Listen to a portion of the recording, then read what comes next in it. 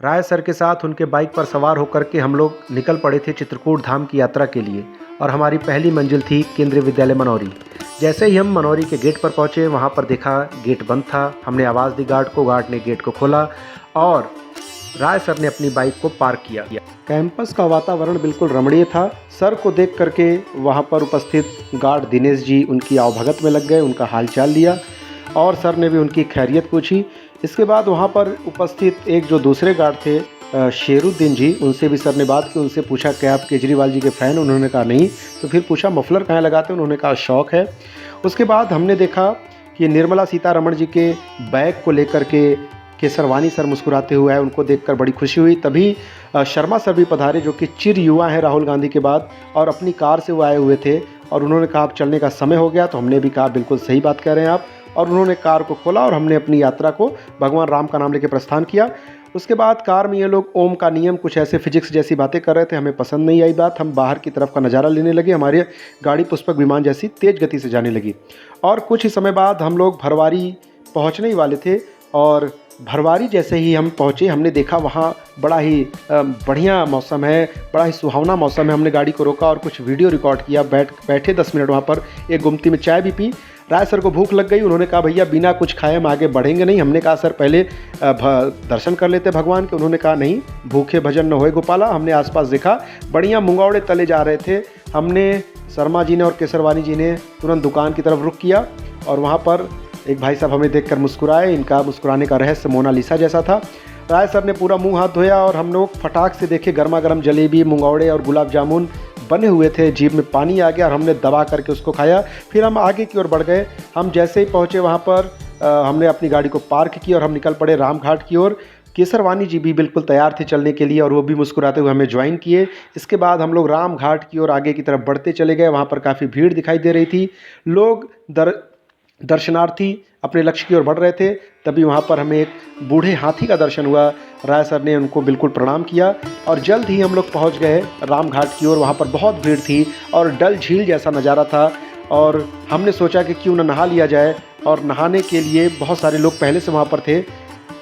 इन पंडित जी को गीता, वेद, पुराण, आरण्यक, स्मृति किसी भी चीज़ का कोई भी ज्ञान नहीं था और राय सर अब बिल्कुल नहाने के मूड में आ गए थे क्योंकि पानी बड़ा ठंडा था। सब ने डिसाइड किया कि अब यही नहा लिया जाए। घाट अच्छा था और सब ने अपना कपड़ा उतारा, बिल्कुल फुल पैक शरीर के साथ वो नहाने के लिए तैयार थे। केसरवानी जी ने कहा कि बढ़िया वीडियो बना के वायरल कर दो। इधर इन्होंने दिखाया कि राणा सांगा के साथ युद्ध में इनको चोटें आई थी। उसके बाद सब ने पानी में प्रवेश लिया, मंदाकिनी नदी में नहाने के लिए बिल्कुल तैयार थे। केसरवानी जी कुछ घबरा रहे थे लेकिन राय सर ने उन्हें आशीर्वाद दिया, डूबोगे नहीं, हम आपके साथ हैं। उसके बाद इन लोगों ने खूब डुबकी लगाई, मंत्रोच्चार किया और गजब के करतब दिखाए शर्मा जी ने वहाँ पर।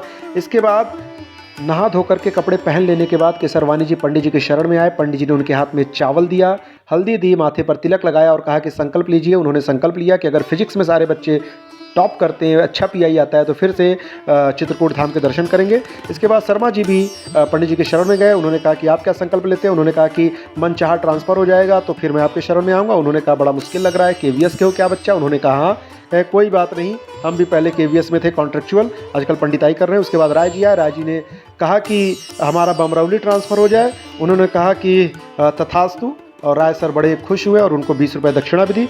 उसके बाद नहा धो लेने के बाद ऑटो करके हम लोग कामतानाथ महाराज की तरफ बढ़ चुके थे। रास्ते में काफ़ी दर्शनार्थी जा रहे थे और इसके अलावा सामने हमें कामतगिरी पर्वत जी दिखाई दिए और उनको हमने प्रणाम किया। उसके बाद धीरे धीरे हम लोग बढ़ते चले गए कामतानाथ जी की तरफ और वहाँ पर पहुँचने के बाद हमने प्रसाद वगैरह ख़रीदा और प्रसाद खरीदने के बाद हम लोग चाहते थे कि जल्दी से जल्दी लाइन में लग जाएं ताकि अच्छे से हमें दर्शन हो जाए और हमने प्रसाद खरीदा। उसके बाद हम लोग दर्शन की लाइन में लग गए। काफ़ी भीड़ थी क्योंकि अमावस्या का दिन था, लोग परिक्रमा करने आए हुए थे और उसके बाद भीड़ को पार करते हुए हम लोग पहुंच चुके थे कामतानाथ जी के दरबार में। वहां पहुंचने के बाद एक अजीब सी फीलिंग हो रही थी, एक अजीब से तेज का अनुभव हो रहा था। बहुत भीड़ थी, लोग लगे हुए थे कतार में, जय श्री राम के नारे लगाए जा रहे थे। क्या बड़े, क्या बूढ़े, क्या नौजवान, क्या बच्चे, क्या स्त्रियां, क्या महिलाएं, सभी के अंदर एक उत्साह दिखाई दे रहा था।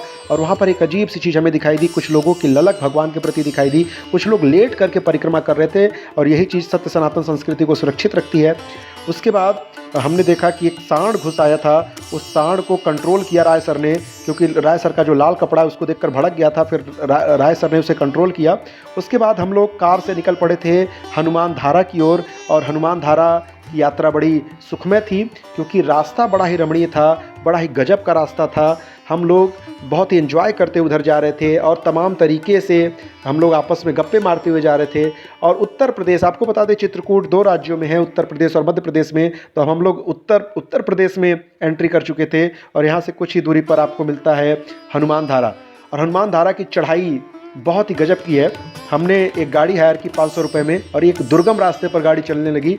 और ये दुर्गम रास्ता गजब का है। इस पर गाड़ी की स्पीड 5 या 10 किलोमीटर प्रति घंटे की रफ्तार से रही होगी। और इस पर वीडियो बनाना भी काफ़ी मुश्किल था, या यूँ कह लीजिए पैदल चलना भी काफ़ी मुश्किल था। हनुमान धारा पहुँच करके हमने ये सीन देखा जो कि बड़ा ही गजब का था। ये जो आप वीडियो में देख रहे हैं, इसकी गहराई कम से कम 300-400 मीटर की होगी। वहाँ पर बहुत सारे लोग समोसे रबड़ी वगैरह बेच रहे थे, और जो कि बड़ा ही स्वादिष्ट था। हमने बहुत सारे लोगों से बातचीत की वहाँ पर, और उनके हालात के बारे में पूछा, कमाई का ज़रिया पूछा, उन्होंने बताया। फिर हम लोग निकल पड़े हनुमान धारा की ओर, और केसरवानी जी राय सर सीढ़ियों से नीचे की तरफ उतर रहे थे। और तभी हमने देखा कि बड़ा ही अच्छा लग रहा है, वहाँ पर बड़े बुजुर्ग सभी चले जा रहे हैं एक उत्साह के साथ, जबकि रास्ता बहुत आसान नहीं है। तभी हमें रास्ते में एक देवदास दिखाई दिए जो कि पारों के साथ बात कर रहे थे। हमने उनको छेड़ा नहीं, खतरा लग रहा था। फिर आगे बढ़े, फिर ये नज़ारा इतना खूबसूरत दिखा कि फिर से उसे कैद करने का मन किया। हमने उसे फिर से कैद कर लिया अपने वीडियो में। फिर हम आगे की ओर बढ़े और पहुँच गए सीधा हनुमान जी के दर्शन किए हनुमान धारा पर, और वहाँ पर बैठ करके हमने हनुमान चालीसा पढ़ा।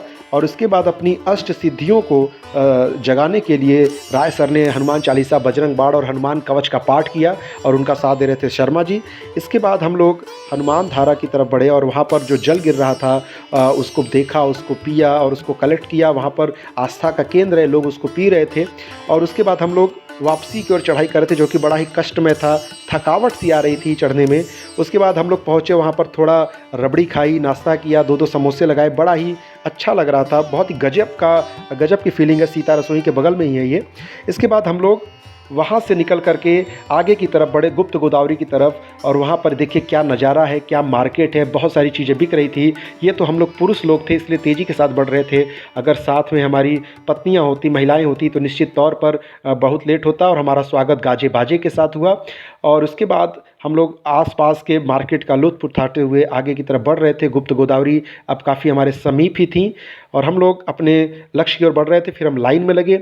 लाइन में बहुत सारी भीड़ थी, बहुत भीड़ थी, क्योंकि अमावस्या का दिन था। लेकिन केसरवानी जी के चेहरे पर कोई दुख नहीं, मुस्कान है। आप देख सकते हैं कितनी भीड़ है पीछे की तरफ, और ये पतली सी सीढ़ी, उस पर बंदरों का प्रकोप। हम लोग निकल पड़े गुफा की ओर। आपको बता दें कि गुफा के अंदर बहुत ही ज़्यादा ऑक्सीजन की कमी है। पहले से चेतावनी दे दी जाती है कि अगर आप दमे के मरीज़ हैं, फेफड़े के मरीज़ हैं, सांस लेने में कोई दिक्कत है तो अंदर न जाएं। हालांकि मुझे भी बड़ी दिक्कत होती है, केसरवानी जी को भी बड़ी दिक्कत होती है, लेकिन हम लोग घुस गए अंदर। और उन्होंने बताया था कि अंदर केवल 10 मिनट का समय लगता है, लेकिन अंदर जाकर भाई साहब उन्होंने हमें आधे घंटे तक उलझा दिया, और बहुत ही ज़्यादा दिक्कत हो रही थी। ये हो रहा था कि जैसे बाहर निकल जाएँ, हमें लग रहा था कि हम सिलकलियारा सुरंग में फंस चुके हैं। और अंदर हम लोग घुस गए। शर्मा जी ने कहा फ़ोन वर्जित है। हमने कहा जब वर्जित है वही काम करने में तो मज़ा आता है। और हम लोग अंदर की तरफ प्रवेश कर गए। देखिए अंदर का नज़ारा आप देख सकते हैं, पूरी गुफा है, अंदर इतनी भीड़ है। पहले ये लोग क्या करते हैं कि हज़ारों लोगों को अंदर लेते हैं, उनको दर्शन कराते हैं, फिर उनको बाहर नहीं निकालते, फिर उनको एक तरफ इकट्ठा कर देते हैं। आप देखिए यहाँ पर सारे लोग इकट्ठा हैं, ये भीड़ सारी इकट्ठा है जो कि बेचैन हो रही है बाहर निकलने के लिए। अगर कुछ भी मिस हैपनिंग हो जाए तो लोग परेशान हो सकते हैं। उसके बाद हम लोग बाहर निकले, भोजन के लिए थे, भोजन हमें करना था। बहुत तेज़ भूख लग गई थी, तो ओम शांति भोजनालय पर हम पहुँचे और हम लोग बढ़िया भोजन किया यहाँ पर छक करके। और सर ने मंगाई थी बढ़िया मक्खन, रोटी पर लगा कर हम लोगों ने खाया। फिर हम लोग वहाँ से वापस निकल करके सती अनुसुईया की तरफ बढ़ गए, और वहाँ का भी रास्ता बहुत अच्छा था। रास्ते में बंदर लंगूर वगैरह मिल रहे थे। अच्छी खासी बातें गप्पे मारते हुए हम लोग आगे की तरफ बढ़े, और उसके बाद गाड़ी को पार्क करने के बाद हम लोग सती अनुसुईया के मार्ग पर बढ़ गए। बड़ा ही बढ़िया रमणीय स्थल है, आसपास के पहाड़ देखने लायक हैं, और लोग क्योंकि शाम का समय था तो उतने नहीं दिखाई दे रहे थे, लेकिन हम थके नहीं थे और हमसे ज़्यादा उत्साहित नज़र आ रहे थे राय सर। आप पहाड़ वगैरह देख सकते हैं। बड़ा ही प्राचीन जगह है यहाँ पर। आप सच्चे मन से आइए, सब कुछ पूरा होता है, ऐसा कहते हैं यहाँ पर। तो सती अनसुईया जी के दरबार में हम पहुँच चुके थे और उसके बाद हम लोगों ने यहाँ पर हाजिरी लगाई, आसपास का वीडियो कैद किया। ये जो तालाब आप देख रहे हैं, यहाँ पर बहुत सारी मछलियाँ हैं। लोग यहाँ पर आटा वगैरह डाल करके पुण्य कमाते हैं। इसके बाद हम लोग अंदर मंदिर में गए और यहाँ पर तमाम जितनी भी सती हुई हैं, चाहे सती अनसुईया हो या दूसरी जो सती हुई हैं भारत में, जो प्रसिद्ध सती, उन सभी की मूर्तियाँ लगी और उनकी कहानियों का चित्रण किया गया है मूर्तियों के द्वारा। इसके बाद हम लोग पूरे मंदिर को इसी तरीके से घूमते हुए आगे की तरफ बढ़ते चले गए और बहुत ही शांत जगह है, बहुत ही स्वच्छ जगह है, बहुत ही साफ़ जगह है। यहाँ पर आप पालने में देखिए ब्रह्मा विष्णु महेश जी लिटाए गए हैं। ये और यहाँ पर जितने भी पाप के व्यस में अभी तक किए हैं, तीनों लोगों ने आटे को फेंक करके सभी पापों को धोने का प्रयास कर रहे हैं और इस मामले में बाजी मारने का प्रयास करते हैं बाद में राय जी।